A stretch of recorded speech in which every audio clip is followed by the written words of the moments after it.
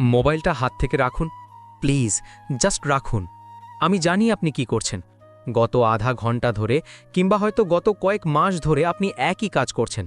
Notification বারটা check করছেন, হোয়াটসঅ্যাপে লাস্ট সিন দেখছেন, টাইপ করছেন, আবার মুছে ফেলছেন, একটা রিপ্লাইয়ের আশায়, একটা কলের আশায় কিংবা সামান্য একটু অ্যাটেনশন বা গুরুত্ব পাওয়ার আশায় আপনি নিজের আত্মসম্মানটাকে ধুলোয় মিশিয়ে দিচ্ছেন।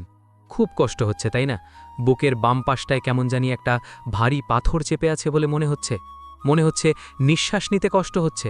রাত্রে ঘুমানোর চেষ্টা করছেন, কিন্তু চোখ বন্ধ করলেই হাজারটা চিন্তা, হাজারটা স্মৃতি আপনাকে ঘিরে ধরছে। দেখুন, আমি এখানে আপনাকে কোনো মিথ্যে সান্ত্বনা দিতে আসিনি। আমি বলবো না যে সব ঠিক হয়ে যাবে বা পাখি উড়ে গেছে তো কি হয়েছে, ওসব বাচ্চাদের কথা।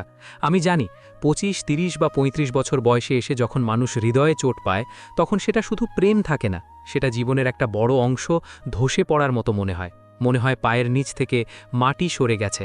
আজকে আমরা খুব কঠিন কিছু সত্য কথা বলবো, এমন কিছু কথা যা আপনার তথাকথিত বন্ধুরা আপনাকে বলবে না, কারণ তারা আপনাকে খুশি করতে চায়। আর আমি চাই আপনি জাগুন। আজকের টপিকটা খুব সহজ, কিন্তু এটা পালন করা পৃথিবীর সবচেয়ে কঠিন কাজগুলোর একটা। যে চলে যেতে চায় তাকে দরজা খুলে দিন। শুনতে খুব ইজি লাগছে, তাই না? কিন্তু বাস্তবতাটা আমি জানি, আপনি দরজা খুলতে পারছেন না। উল্টো আপনি দরজায় পিঠ ঠেকিয়ে দাঁড়িয়ে আছেন। আপনি হাত জোর করছেন, আপনি কান্না করছেন, আপনি তাকে বোঝাচ্ছেন, আমি তোমাকে ছাড়া বাঁচব না, প্লিজ যেও না, আমি সব ঠিক করে দেব। থামুন, নিজেকে একটু আয়নায় দেখুন তো। এই কি আপনি? সেই মানুষটা যে একসময় স্বপ্ন দেখত বিশ্ব জয় করার, সেই মানুষটা যার হাসিতে পুরো পরিবার ভরসা পেত, আজ তাকে একটা ভিখারির মতো দেখাচ্ছে, ভালোবাসার ভিখারি। আসুন একটু সাইকোলজিক্যালি চিন্তা করি, কেন আপনি তাকে আটকে রাখতে চাইছেন? আপনি হয়তো বলবেন, ভাই আমি তাকে ভালোবাসি। না, ভুল। এটা ভালোবাসা না, এটাকে সাইকোলজির ভাষায় বলে ফিয়ার অফ অ্যাবান্ডনমেন্ট বা একা হয়ে যাওয়ার ভয়, অথবা সাঙ্ক কস্ট ফ্যালাসি। আপনি ভাবছেন, আমি এই সম্পর্কের পেছনে আমার জীবনের 3টে, 5টা বা 10টা বছর দিয়েছি, আমি আমার ইমোশন ইনভেস্ট করেছি, টাকা ইনভেস্ট করেছি, সময় ইনভেস্ট করেছি, এখন যদি সে চলে যায় তাহলে আমার এই সব ইনভেস্টমেন্ট লস। আপনি কোনো মানুষকে আটকাচ্ছেন না, আপনি আসলে আপনার লস বা ক্ষতি মেনে নিতে পারছেন না। এটা অনেকটা জুয়া খেলার মতো। আপনি হারছেন, কিন্তু হার মেনে নিতে না পারার জন্য আরও টাকাবাজি ধরছেন। আর এই করতে করতে আপনি দেউলিয়া হয়ে যাচ্ছেন, মানসিকভাবে, আর্থিকভাবে এবং আধ্যাত্মিকভাবে। একটা নিষ্ঠুর সত্য কথা বলি, হজম করতে পারবেন তো? যে মানুষটা চলে যেতে চায় সে আসলে এখন যেতে চাইছে না, সে অলরেডি চলে গেছে অনেক আগেই। আপনি শুধু তার শরীরটাকে আটকে রাখার চেষ্টা করছেন। তার মন, তার ইচ্ছা, তার আগ্রহ, সেগুলো অনেক আগেই দরজা দিয়ে বেরিয়ে গেছে। আপনি একটা মৃত সম্পর্কের লাশ কাঁধে নিয়ে ঘুরছেন আর ভাবছেন, একটু আদর করলে, একটু কান্না করলে লাশটা হয়তো বেঁচে উঠবে। লাশ বাঁচে না, পচে যায়। আর যতদিন আপনি এই লাশ কাঁধে রাখবেন, তত বেশি দুর্গন্ধ ছড়াবে, আপনার জীবনটা বিষাক্ত হয়ে যাবে। ভাবুন তো, আপনি তাকে ধরে রাখার জন্য কি করেছেন? হয়তো নিজের কেরিয়ার স্যাক্রিফাইস করেছেন, বন্ধুদের ছেড়ে দিয়েছেন, বাবা মায়ের সাথে খারাপ ব্যবহার করেছেন, নিজের শখ, ভালো লাগা সব বিসর্জন দিয়েছেন, শুধু তার মর্জি মতো চলেছেন। ফলাফল কি হলো? সে কি থেকে গেল? না, বরং সে আপনাকে আরও দুর্বল, আরও নিডি মনে করতে শুরু করল। ডার্ক সাইকোলজির একটা নিয়ম আছে, we despise what we can easily get. অর্থাৎ মানুষ যা খুব সহজে পায় তাকে সে ঘৃণা করে বা অবজ্ঞা করে। আপনি যখনই তার পায়ে পড়ে গেলেন, যখনই বোঝালেন যে তোমাকে ছাড়া আমার চলবে না, ঠিক সেই মুহূর্তেই তার চোখে আপনার ভ্যালু বা মূল্য জিরো হয়ে গেল। কারণ মানুষ সিংহের সাথে থাকতে চায়, সার্কাসের পোষা কুকুরের সাথে নয়। আপনি যখনই নিজের আত্মসম্মান বিসর্জন দিয়ে তাকে থাকার জন্য মিনতি করলেন, আপনি তার কাছে ওই পোষা প্রাণীটার মতো হয়ে গেলেন, যার গলায় দড়ি বেঁধে ইচ্ছে মতো নাচানো যায়। আর বিশ্বাস করুন, কেউ এমন মানুষকে শ্রদ্ধা করে না। আর যেখানে শ্রদ্ধা নেই, সেখানে ভালোবাসা থাকা অসম্ভব। আপনি হয়তো ভাবছেন, কিন্তু ও তো আগে এমন ছিল না, ও তো আমাকে কথা দিয়েছিল। হ্যাঁ, দিয়েছিল, কিন্তু মানুষ বদলায়। মানুষের ইমোশন আবহাওয়ার মতো, আজ রোদ, কাল বৃষ্টি। আপনি যদি আবহাওয়ার ওপর ভিত্তি করে নিজের ঘর বানান, তবে ঝড়ে তো ঘর ভাঙবেই। এখন আপনি বলবেন, তাহলে আমি কি করব? কষ্ট কি পাবো না? অবশ্যই কষ্ট পাবেন। আপনি মানুষ, রোবট নন। বুকে ব্যথা হবে, কান্না পাবে, মনে হবে পৃথিবীটা অর্থহীন। এটা স্বাভাবিক। কিন্তু এই কষ্টের ভয়ে বিষ পান করাটা কি বুদ্ধিমানের কাজ? যে আপনাকে বারবার বুঝিয়ে দিচ্ছে যে আপনার উপস্থিতি তার জীবনে বিরক্তির কারণ, যে আপনার মেসেজের রিপ্লাই দেয় 12 ঘন্টা পর, অথচ অনলাইনে থাকে সারাদিন, তাকে ধরে রাখাটা কি ভালোবাসার অপমান নয়? আপনার বয়স এখন 25 থেকে 40-এর কোঠায়। এটা ইমোশনাল ড্রামা করার বয়স না, এটা জীবন গড়ার সময়। এই বয়সে আপনার ফোকাস থাকার কথা কেরিয়ারে, টাকা উপার্জনে, পরিবারের দায়িত্ব নেওয়ায় কিংবা সৃষ্টিকর্তার সাথে সম্পর্ক ভালো করায়। সেখানে আপনি কিনা পড়ে আছেন এমন একজনের পেছনে যে আপনাকে অপশন মনে করে। আপনি কি জানেন, আপনি যখন কাউকে জোর করে ধরে রাখেন, তখন আপনি আসলে সৃষ্টিকর্তার প্ল্যান বা তকদিরের বিরুদ্ধে যুদ্ধ করছেন।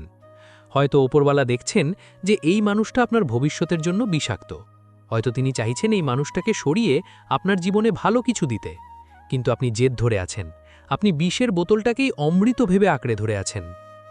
দরজা খুলে দেওয়া মানে হেরে যাওয়া নয়, দরজা খুলে দেওয়া মানে হলো নিজের ওপর বিশ্বাস রাখা। এর মানে হলো এটা বলা যে আমি আমাকে যথেষ্ট ভালোবাসি, আমি এমন কারো সাথে থাকার জন্য ভিক্ষা করব না যে আমার মূল্য বোঝে না। এখন আপনি হয়তো ভাবছেন, ভাই আমি যদি দরজা খুলে দিই আর সে যদি সত্যি সত্যি চলে যায়, তাহলে যেতে দিন, প্লিজ তাকে যেতে দিন। কারণ যে আপনার নীরবতা বোঝে না সে আপনার চিৎকারও বুঝবে না। যে আপনার চোখের জল দেখেও থামেনি সে আপনার পায়ে পড়লেও থামবে না। একবার ভাবুন, আপনি কি এমন সম্পর্ক চান যেখানে প্রতিদিন আপনাকে প্রমাণ করতে হবে আপনি ভালোবাসার যোগ্য? এটা তো জেলের সাজা খাটার মতো। আপনি কি প্রেমিক বা প্রেমিকা নাকি আসামি? নিজের দিকে তাকান, আয়নার সামনে দাঁড়ান, চোখের নিচে কালি পড়েছে, চুলগুলো উস্কো খুস্কো, কাজের প্রতি মনোযোগ নেই, শরীরের যত্ন নেই। আপনি নিজেকে তিলে তিলে শেষ করছেন কার জন্য? এমন একজনের জন্য যে হয়তো এখন অন্য কারো সাথে হাসাহাসি করছে কিংবা নিশ্চিন্তে ঘুমাচ্ছে। আপনার এই ইনসমনিয়া, এই রাত জাগা, এই বুকের ব্যথা, এগুলোর দায়ভার কে নেবে? সে? না, সে নেবে না।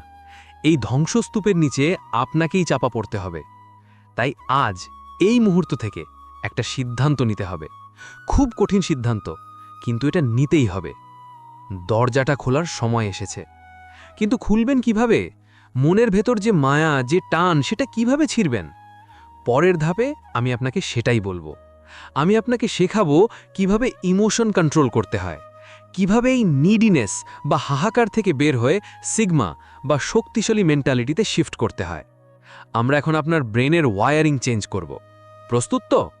আচ্ছা, দরজা তো খুলবেন, কিন্তু হাতলটা ধরার সাহস পাচ্ছেন না কেন? কেন মনে হচ্ছে দরজা খুললেই উপাসে অন্ধকার? কেন মনে হচ্ছে এই মানুষটা চলে গেলে আপনার পৃথিবীটা ব্ল্যাক হোলের মতো চুপসে যাবে?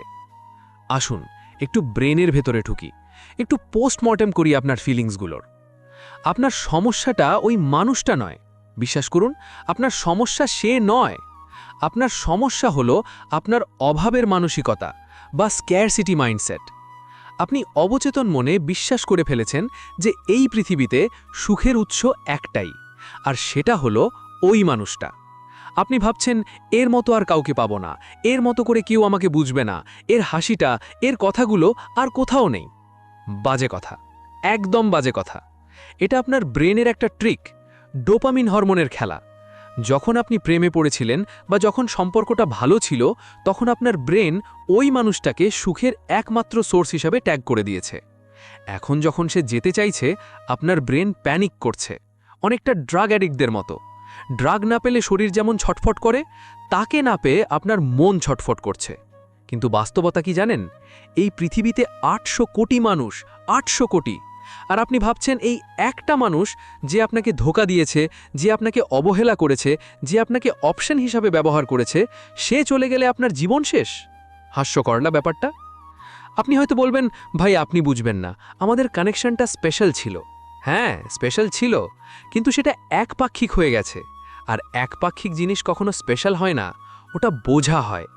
দেখুন, আপনি কেন তাকে যেতে দিতে পারছেন না তার আরেকটা কারণ হলো ফিয়ার অফ ফেইলিয়ার বা ব্যর্থ হওয়ার ভয়। বিশেষ করে যাদের বয়স 25-এর বেশি, তাদের উপর একটা সামাজিক চাপ থাকে। বিয়ে কবে করবি? সেটেল কবে হবি? সংসার কবে করবি? এই বয়সে এসে একটা ব্রেকআপ বা ডিভোর্স হওয়া মানে মনে হয় আবার শূন্য থেকে শুরু করতে হবে, আবার কাউকে চিনতে হবে, আবার কারো সাথে বন্ডিং তৈরি করতে হবে। উফ, কি ক্লান্তি! এই ক্লান্তির ভয়ে আপনারা অনেক সময় মরা সম্পর্ক টেনে নিয়ে যান। আপনারা ভাবেন, যাই হোক, অন্তত একা তো নই, অন্তত কেউ তো আছে। এটাকে সম্পর্ক বলে না, এটাকে বলে কম্প্যানিয়নশিপ আউট অফ ফিয়ার। আপনি ভয়ের কারণে সঙ্গী ধরে রেখেছেন, ভালোবাসার কারণে নয়। আর অপরপক্ষ সেটা বোঝে, তারা আপনার এই দুর্বলতাটার গন্ধ পায়। তারা জানে যে ও তো কোথাও যাবে না, ওকে যা খুশি তাই বলা যায়, যা খুশি ব্যবহার করা যায়। আর এখানেই আপনি ভুল করছেন। ডার্ক সাইকোলজির একটা নিষ্ঠুর সত্য বলি, we teach people how to treat us. আমরাই মানুষকে শেখাই আমাদের সাথে কেমন ব্যবহার করতে হবে। আপনি যখন তার হাজারো অবহেলা সহ্য করে তার পায়ে ধরে বলছেন প্লিজ যেও না, আপনি তাকে কি মেসেজ দিচ্ছেন? আপনি তাকে বলছেন, দেখো আমার কোনো আত্মসম্মান নেই, আমি সস্তা, তুমি আমাকে লাথি মারলেও আমি তোমার কাছেই ফিরে আসব। আর মানুষ সস্তা জিনিসের কদর করে না। হিরে কেউ রাস্তায় ফেলে রাখে না, কিন্তু পাথর সবাই মারিয়ে যায়। আপনি নিজেকে পাথর বানিয়ে ফেলেছেন। এখন শুনুন, যারা চলে যেতে চায় তাদের মনস্তত্ত্বটা কি? তারা হয়তো আপনাকে বোরিং ভাবছে, অথবা তারা নতুন কোনো এক্সাইটমেন্ট পেয়েছে, অথবা তারা মনে করছে তারা আপনার চেয়ে বেটার কাউকে ডিজার্ভ করে। এটা তাদের ইগো, এটা তাদের অহংকার। আর আপনি যখন তাদের আটকানোর চেষ্টা করেন, আপনি তাদের ওই ইগোটাকে আরও বাড়িয়ে দেন। আপনি তাদের বিশ্বাস করিয়ে দেন যে হ্যাঁ, তারাই সেরা আর আপনি তাদের যোগ্য নন। কিন্তু আপনি যদি দরজাটা খুলে দেন, আপনি যদি বলেন, আচ্ছা তুমি যেতে চাও, ঠিক আছে, অল দ্য বেস্ট, দরজা ওই দিকে, এবং এটা বলার পর যদি আপনি পেছনে না তাকান, বিশ্বাস করুন এটা তাদের ইগোতে এমন একটা ধাক্কা দেবে যা তারা কল্পনাও করেনি। তারা ভাববে, কিরে, ও তো কাঁদল না, ও তো আটকালো না, তাহলে কি আমি ওর কাছে ইম্পর্ট্যান্ট ছিলাম না? মানুষের সাইকোলজি খুব অদ্ভুত। যাকে তারা নিশ্চিত বা গ্র্যান্টেড মনে করে তাকে তারা গুরুত্ব দেয় না, কিন্তু যখনই দেখে যে সেই মানুষটা তাদের ছাড়াই ভালো আছে, দিব্যি দিন কাটাচ্ছে, তখন তাদের মাথায় পোকা নড়ে ওঠে। তবে সাবধান, আমি আপনাকে এটা তাদের ফিরে পাওয়ার কৌশল হিসেবে বলছি না। আমি চাই না তারা ফিরে আসুক, কারণ যে একবার আবর্জনা মনে করে আপনাকে ফেলে দিতে চেয়েছে, সে আবার ফিরে এলেও আপনাকে আবর্জনাই মনে করবে, শুধু রিসাইকেল করা আবর্জনা। আমি চাই আপনি দরজা খুলুন নিজের জন্য। আপনারা অনেকেই বলেন, ভাই আমি তো তাকে অনেক ভালোবাসতাম, আমি তো কোনো অন্যায় করিনি, তাহলে আমার সাথে কেন এমন হলো? শুনুন, পৃথিবীটা ফেয়ার না। আপনি ভালো মানুষ মানেই যে আপনার সাথে ভালো হবে এই গ্যারেন্টি কেউ দেয়নি। বাঘকে আপনি নিরামিষ খাওয়াতে পারবেন না, সে আপনাকে খাবেই। তেমনি কিছু মানুষ আছে যারা জন্মগতভাবে অকৃতজ্ঞ বা নার্সিসিস্ট। আপনি তাদের জন্য কলিজা কেটে দিলেও তারা বলবে লবণ কম হয়েছে। আপনার ভুলটা ভালোবাসাই ছিল না, আপনার ভুলটা ছিল পাত্র নির্বাচনে। আপনি ফুটো বালতিতে পানি ঢালছিলেন, এখন বালতি খালি দেখে কাঁদছেন কেন? দোষ তো বালতির ফুটার আর আপনার অন্ধত্বের। একটু ভেবে দেখুন তো, এই সম্পর্কটা আপনাকে কি দিয়েছে? গত 6 মাস বা 1 বছরে আপনি কতবার মন খুলে হেসেছেন, কতবার শান্তিতে ঘুমিয়েছেন, নাকি প্রতিদিন একটা অজানা আতঙ্কে কেটেছে, আজ কথা বলবে তো, আজ মেজাজ ঠিক থাকবে তো? এটা কি জীবন? আপনি কি এই জন্য জন্মেছিলেন? একটা মানুষের মুড সুইং বা মেজাজ মর্জির উপর আপনার পুরো দিনের শান্তি নির্ভর করবে? এটাকে বলে ইমোশনাল স্লেভেরি বা মানসিক দাসত্ব। আর আপনি স্বেচ্ছায় এই চুক্তিটা লিখে দিয়েছেন। এখন সময় এসেছে এই চুক্তিটা ছিঁড়ে ফেলার। আপনার মনে হতে পারে দরজা খুলে দিলে আমি একা হয়ে যাব। হ্যাঁ, আপনি একা হবেন। কিছুদিন খুব কষ্ট হবে, মনে হবে ঘরটা খালি, ফোনের গ্যালারিটা ডিলিট করতে গিয়ে হাত কাঁপবে। কিন্তু এই একাকিত্বটা আপনার দরকার, খুব দরকার। কারণ আপনি ভুলে গেছেন আপনি কে। আপনি ভুলে গেছেন আপনার নিজেরও একটা অস্তিত্ব আছে ওই মানুষটা ছাড়া। এই একা থাকার সময়টাতেই আপনি নিজেকে আবার খুঁজে পাবেন। মনে রাখবেন, একটা পচা আপেল ঝুড়িতে থাকলে বাকি ভালো আপেলগুলোও পচে যায়। ওই মানুষটা আপনার জীবনের পচা আপেল। তাকে বের করে না দিলে আপনার ক্যারিয়ার, আপনার ফ্যামিলি, আপনার মানসিক স্বাস্থ্য সব পচে যাবে। দরজা খুলুন, এবং শুধু খুলুন না, তাকে ধুমধাম করে বিদায় দিন। কোনো শেষ মেসেজ নয়, কোনো শেষ দেখা করা নয়, কোনো ক্লোজার চাওয়া নয়। কারণ no response is a response and it is a powerful one. কোনো উত্তর না দেওয়াটাও একটা উত্তর, এবং সেটা খুব শক্তিশালী। কিন্তু ভাই, আমি জানি এসব কথা বলা সহজ, করা কঠিন। রাতে যখন শুতে যাবেন তখন বালিশ ভিজবে, তখন বুকের ভিতরটা হু হু করবে, তখন মনে হবে একবার কল দিই। ওই মুহূর্তটাই আসল যুদ্ধক্ষেত্র। ওই সময়টায় আপনি কি করবেন? পরের ধাপে আমি আপনাকে দেব রিয়ালিটি চেক। আমি আপনাকে দেখাবো কিভাবে ওই দুর্বল মুহূর্তগুলোতে নিজেকে সামলাবেন, কিভাবে নিজের ব্রেনকে রিপ্রোগ্রাম করবেন যাতে তার কথা মনে পড়লে কান্না না পায়, বরং নিজের ওপর গর্ব হয়। আমরা এখন ইমোশন থেকে অ্যাকশানে যাব। প্রস্তুত তো নিজের জীবনটা নিজের হাতে তুলে নেওয়ার জন্য? আচ্ছা, দরজা তো খুলে দিলেন, মানুষটা চলেও গেল। এখন আপনার চারপাশে এক অদ্ভুত নীরবতা। খুব ফাঁকা লাগছে, তাই না? এই সময়টাই সবচেয়ে বিপজ্জনক। এই সময়টাতেই 99% মানুষ ভুল করে বসে। তারা প্যানিক করে, তারা মনে করে আমি কি ভুল করলাম, আমি কি তাকে থামিয়ে একবার কথা বলতে পারতাম না। শুনুন, বাস্তবতাটা খুব তিতা, গিলতে কষ্ট হবে। আপনি যখন বিছানায় শুয়ে ছাদের দিকে তাকিয়ে ভাবছেন, ইস, ও এখন কি করছে, ও কি আমাকে মিস করছে, ওর কি একটুও খারাপ লাগছে না? উত্তরটা হলো না, না, তার খারাপ লাগছে না, অন্তত এখন না। কারণ সে আপনাকে ছাড়ার সিদ্ধান্তটা আজকে নেয়নি, সেই সিদ্ধান্তটা নিয়েছে 3 মাস, 6 মাস বা হয়তো 1 বছর আগে। সে মনে মনে আপনার থেকে আলাদা হয়ে গেছে অনেক আগেই। আজকে সে শুধু অফিসিয়ালি বা শারীরিকভাবে চলে গেল, তার শোক পালন করা শেষ, এখন সে মুক্ত। আর আপনি এইমাত্র খবরটা পেলেন, তাই আপনার শোক পালন মাত্র শুরু হলো। সে তার নতুন জীবন বা নতুন কারোর সাথে প্ল্যান করতে ব্যস্ত, আর আপনি এখানে বসে তার সোশ্যাল মিডিয়া প্রোফাইল জুম করে দেখছেন, ও কি হ্যাপি, ওর কি নতুন কেউ জুটল। এটাকে বলে পেইন শপিং। আপনি দোকানে গিয়ে যেমন টাকা দিয়ে জিনিস কেনেন, তেমনি আপনি তার প্রোফাইলে গিয়ে নিজের জন্য কষ্ট কিনছেন। দেখি তো ও কার সাথে ছবি দিল, ও স্ট্যাটাসে কি লিখল। আর যত দেখছেন তত নিজেকে ছোট মনে হচ্ছে, তত মনে হচ্ছে আমিই বোধহয় লুজার, আমিই বোধহয় তাকে ধরে রাখতে পারলাম না।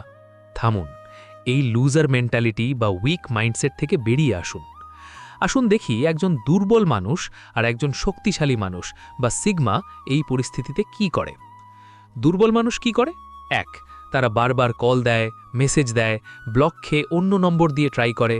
তারা ফেসবুকে স্যাড স্ট্যাটাস দেয়, হিন্দি বা বাংলা কষ্টের গান শেয়ার করে, এই আশায় যে ওই মানুষটা দেখবে এবং বুঝবে আপনি কতটা কষ্টে আছেন। 3, তারা কমন ফ্রেন্ডদের কাছে গিয়ে কান্নাকাটি করে, বিচার দেয়। 4, তারা ভাবে আমার হয়তো আরও একটু কম্প্রোমাইজ করা উচিত ছিল। এটা করে আপনি কি প্রমাণ করছেন? আপনি প্রমাণ করছেন যে আপনার নিজের কোনো মেরুদণ্ড নেই, আপনি একজন ভিকটিম। আর ভিকটিমদের কেউ ভালোবাসে না, মানুষ তাদের করুণা করে। আর প্রেমিকের করুণা পাওয়ার চেয়ে বড় অপমান আর কিছু হতে পারে না। এখন শুনুন একজন শক্তিশালী মানুষ বা সিগমা কি করে। 1, অ্যাবসলিউট সাইলেন্স, সম্পূর্ণ নীরবতা। তারা কোনো সিন ক্রিয়েট করে না, কোনো ঝগড়া করে না, কোনো স্ট্যাটাস দেয় না, তারা জাস্ট গায়েব হয়ে যায়, ভ্যানিশ। 2, no reaction.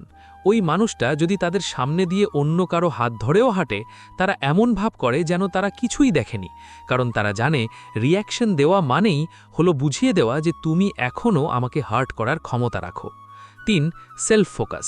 তারা ওই এনার্জিটা অন্য কোথাও লাগায়, জিমে, ব্যবসায়, চাকরিতে বা ইবাদতে। 4, নো ক্লোজার নিডেড। তারা কোনো শেষ কৈফিয়ত বা ক্লোজার চায় না, তারা জানে ওই মানুষটার চলে যাওয়াটাই হলো সবচেয়ে বড় ক্লোজার। আপনার কি মনে হয় কোনটা বেশি পাওয়ারফুল?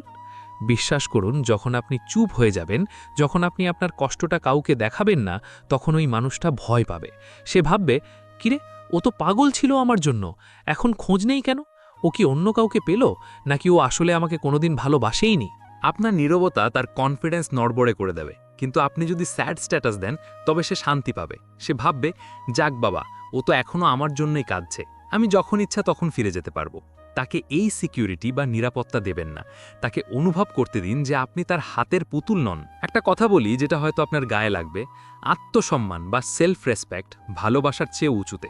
ভালোবাসা ছাড়া বাঁচা যায়, কিন্তু আত্মসম্মান ছাড়া বাঁচা যায় না। যে ভালোবাসার জন্য আপনাকে আত্মসম্মান বিসর্জন দিতে হয়, সেটা ভালোবাসা না, সেটা ব্যবসা। আর আপনি সেই ব্যবসায় লস খেয়েছেন। এখন মেনে নিন, লস হয়েছে, ঠিক আছে, ব্যবসা বন্ধ, নতুন ব্যবসা শুরু করব। কিন্তু একই মরা ঘোড়াকে চাবুক মেরে দৌড়ানোর চেষ্টা করবেন না। আপনারা অনেকেই বলেন, ভাই, ওর সাথে আমার অনেক স্মৃতি, আমি ভুলতে পারছি না। স্মৃতি, মেমোরি, স্মৃতি হলো ভূতের মতো। যতক্ষণ আপনি ওগুলোকে পাত্তা দেবেন, ততক্ষণ ওগুলো আপনাকে ভয় দেখাবে। আপনি কি জানেন, আমাদের ব্রেন খারাপ স্মৃতিগুলোকে ডিলিট করে দেয় আর ভালো স্মৃতিগুলোকে লুপে চালায়। একে বলে ইউফরিক রিকল। আপনি শুধু মনে করছেন, আমরা রিকশায় ঘুরতাম, আমরা বৃষ্টিতে ভিজতাম, ও আমাকে খাইয়ে দিত, কিন্তু আপনি ভুলে গেছেন সে আপনাকে কতবার ওয়েট করিয়েছে, সে কতবার আপনার ফোন কেটে দিয়েছে, সে কতবার আপনার ছোটোখাটো ভুল নিয়ে ঝগড়া করেছে, সে আপনাকে কতবার ইমোশনালি ব্ল্যাকমেল করেছে। ব্রেইন আপনাকে ধোকা দিচ্ছে। ব্রেইন আপনাকে শুধু ট্রেলারের ভালো সিনগুলো দেখাচ্ছে, পুরো ফ্লপ সিনেমাটা দেখাচ্ছে না। তাই যখনই ভালো স্মৃতি মনে পড়বে, জোর করে নিজেকে মনে করাবেন, এই মানুষটাই আমাকে শেষ মুহূর্তে আবর্জনার মতো ছুঁড়ে ফেলেছিল, এই মানুষটাই আমার চোখের জলের দাম দেয়নি। বাস্তবতাটা মনে রাখুন, সিনেমাটা নয়। আরেকটা কথা, বিশেষ করে 25 থেকে 35 বছর বয়সী ভাই বোনদের জন্য, আপনার ক্যারিয়ারের এই গোল্ডেন সময়টা আপনি নষ্ট করছেন এমন একজনের জন্য যে হয়তো 10 বছর পর আপনার নামও মনে রাখবে না। আপনি যখন বেকার থাকবেন, পকেটে টাকা থাকবে না, তখন এই ভালোবাসা জানলা দিয়ে পালাবে। কিন্তু যদি আপনি নিজের পায়ে দাঁড়ান, যদি আপনি নিজেকে প্রতিষ্ঠিত করেন, তখন দেখবেন ভালোবাসার অভাব হচ্ছে না। টাকা আর সাকসেস থাকলে মানুষের অভাব হয় না, কিন্তু ব্যক্তিত্ব বা পার্সোনালিটি না থাকলে কেউ থাকে না। ওই মানুষটা চলে গিয়ে আপনাকে একটা সুযোগ দিয়েছে, সে আপনার জীবন থেকে জঞ্জাল পরিষ্কার করে দিয়েছে। এখন আপনার কাছে অঢেল সময়, এই সময়টা কাজে লাগান। নিজেকে এমনভাবে তৈরি করুন যাতে 5 বছর পর সে আপনাকে দেখে আফসোস করে, সে যেন বলে, ইস, একে আমি ছেড়ে দিয়েছিলাম। প্রতিশোধ এটাই, প্রতিশোধ তাকে গালি দেওয়া না, প্রতিশোধ তার নতুন পার্টনারের সাথে মারামারি করা না।